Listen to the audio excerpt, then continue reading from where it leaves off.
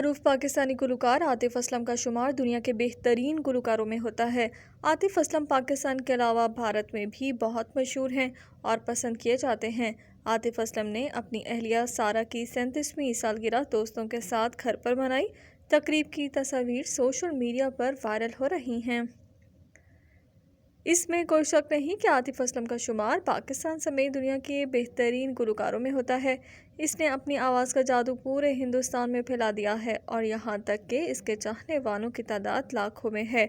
और जब इसके पहले गाने आदत की बात आती है तो ये गाना अब भी लोगों में बहुत मकबूल है। 2021 में मशहूर पाकिस्तानी गुलकार और अदाकार आतिफ असलम की उम्र का जिक्र किया जाए तो वो 38 साल के हो गए हैं और इस लड़के ने कॉलेज में अपने गाने का कैरियर शुरू किया। उस वक्त सोशल मीडिया की कमी की वजह से आतिफ ने दिन रात मेहनत की और शादियों में लोगों के लिए मुफ्त कॉन्सर्ट भी किए और इस तरह बरसों की मेहनत के बाद इस लड़के ने अपनी पहचान बनाई।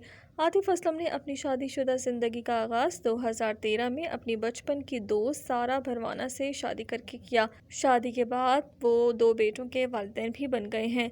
लेकिन आतिफ ने अपने इंटरव्यू में तस्दीक की है कि हमारे एक बच्चे का इंतकाल हो गया था और ये उस वक्त हुआ जब वो किसी गैर मुल्क में कॉन्सर्ट कर रहे थे।